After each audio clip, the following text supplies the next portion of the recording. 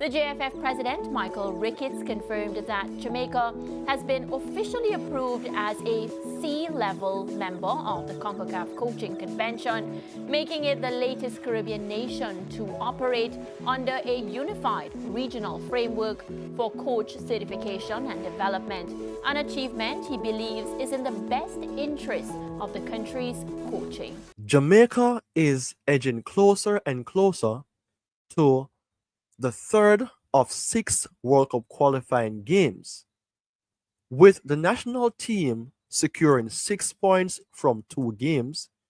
It looks quite realistic that the national team, the Reggae Boyz, will be making it to the World Cup in 2026 in the backyard.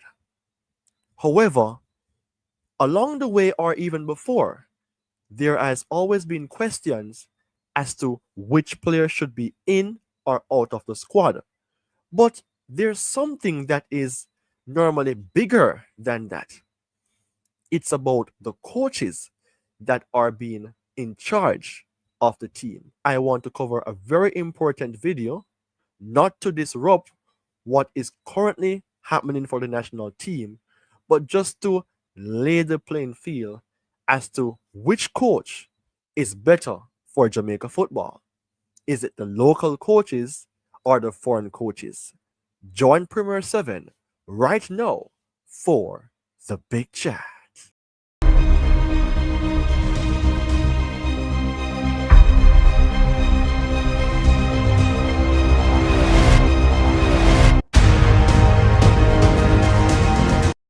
Not all storms come to disrupt your life. Some come to clear your path. A very important quote that we can use not only for football, but also for life itself.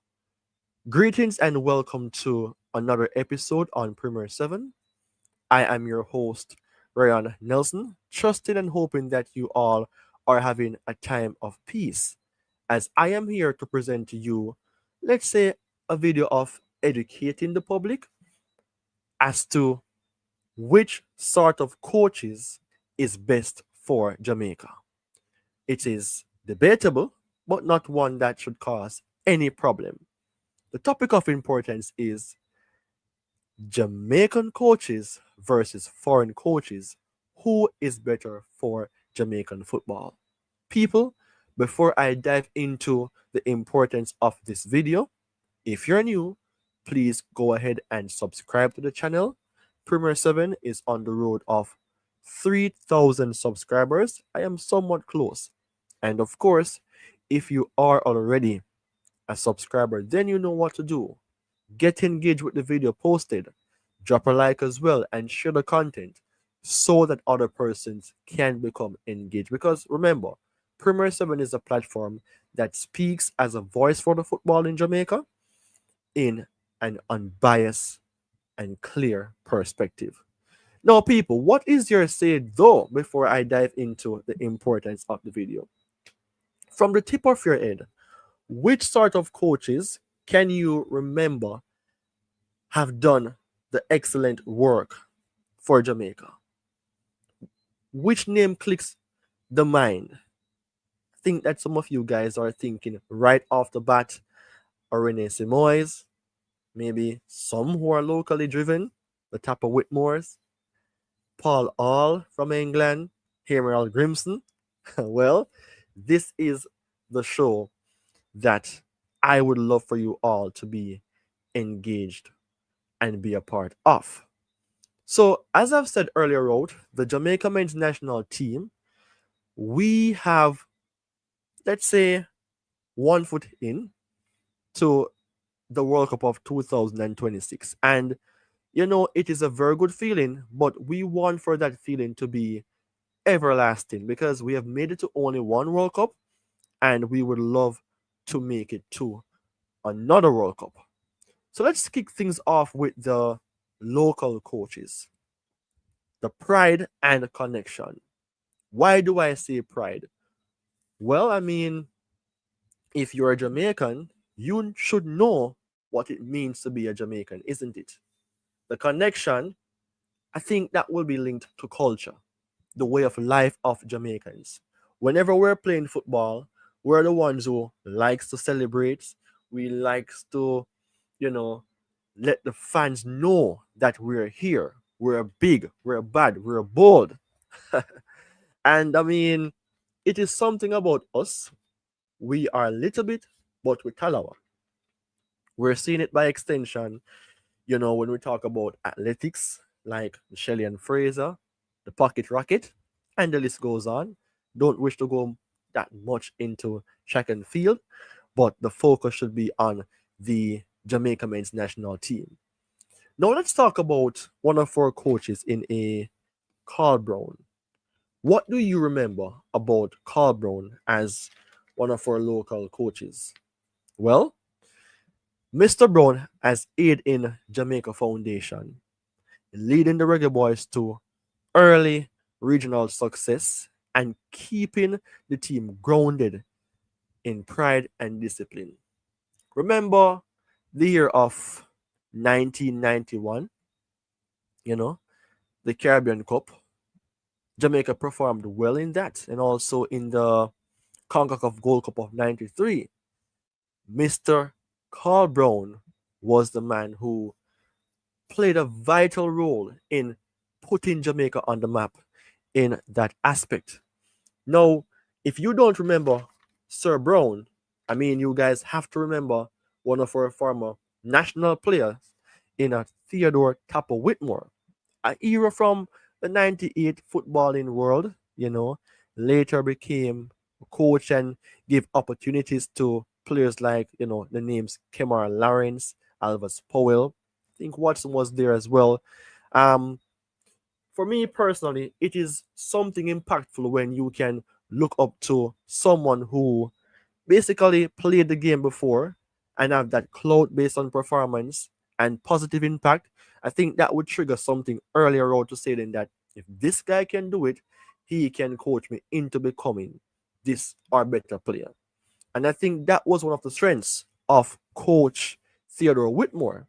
But I mean, in everything, we do have our ups and downs, and we do have good moments and bad moments. Soon touch upon that. But those two names, Carl Brown and Tapper Whitmore, they stood out. And I mean, if you wish to add other names, it is for you to drop such names in the comment section.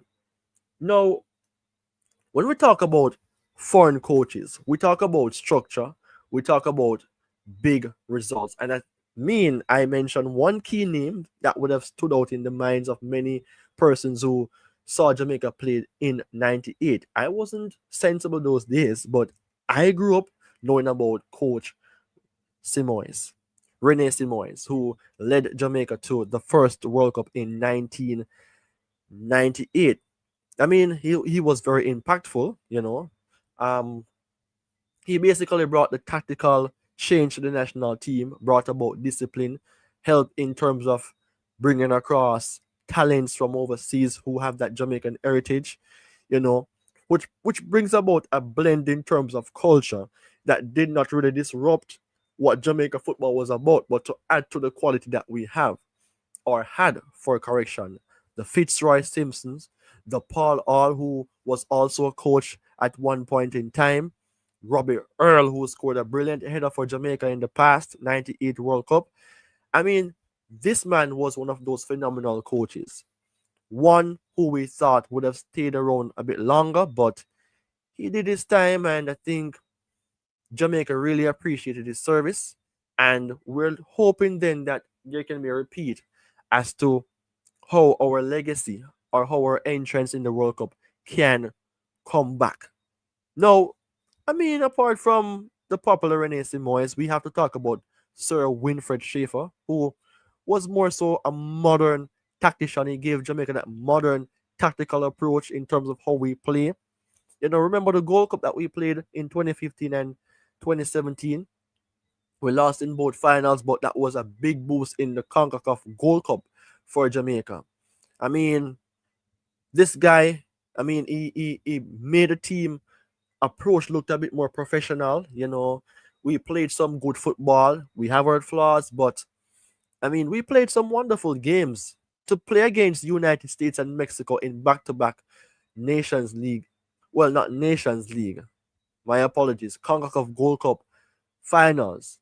I think he made a tactical error in the game where he brought on Mattox in the second half. But I mean, things like those happen. But these two things that he did for Jamaica was absolutely spot on. He gave us that glimpse of hope that we needed as a nation. And as I've said earlier, Road, we talk about the good, we talk about the bad. I mean, not all the times our local coaches would have been the best option because there are times when there are disruption in the camp. Maybe players are saying that you're not good enough, or things like those. I cannot talk without the facts, but I have seen clips where players are discussing with, for example, Maran Garden, who was like an interim at one point. He was doing his thing, but some persons may not see him as the proper fit. And I mean, we had strong candidates who coached Jamaica in the earlier days, but not all coaches who are overseas driven was excellent, because one of the key names that stood out based on what I even researched was a coach from Serbia, Bora Milutinovic. If you knew that coach, then you can remember that he was one of those high profile coaches. But when he took over the Jamaica men's national team, his win percentage was fighting a crime.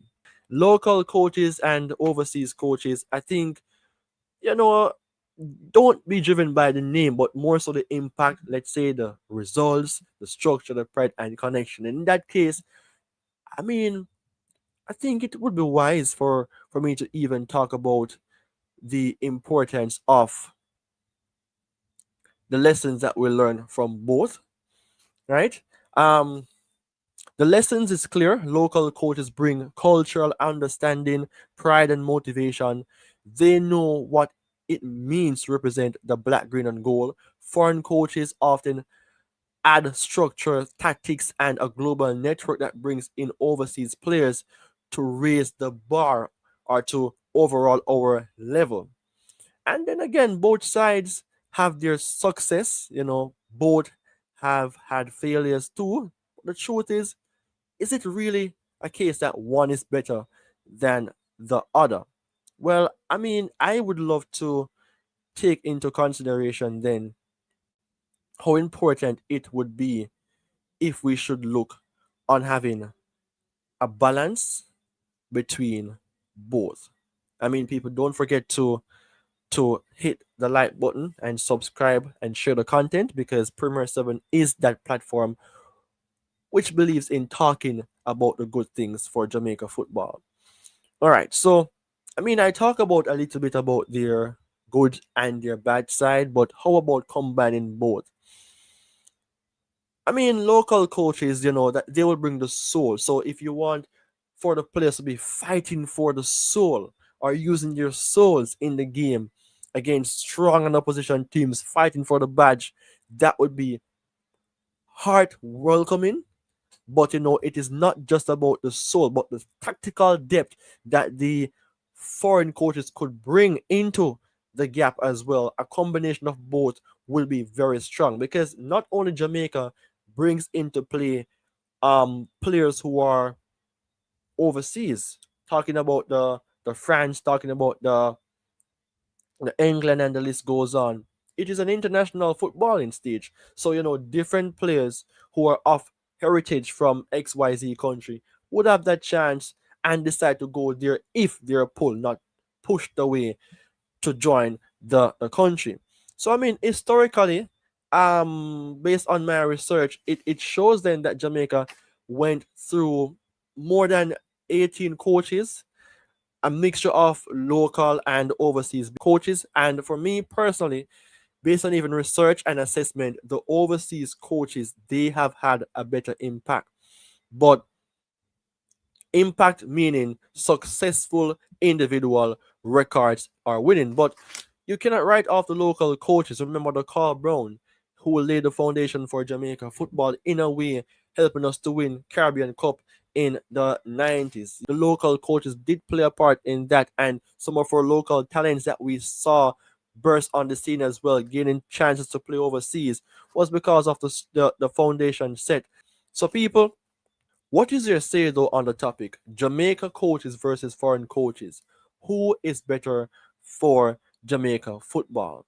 I don't want to go too much in depth. I don't want for persons to be saying to me now that why doing this right now. As I've said earlier out, I'm just laying the foundation to let you know which coach is better. For me, I think a mixture of both makes sense, but we have to go for coaches who can come in and build a track record for us to have better football. But we need a mixture of both. Who should be the head? Who should be the follower? It is for you now, people, to let me know your thoughts in the comment section. So you all take care. Goodbye until we meet again.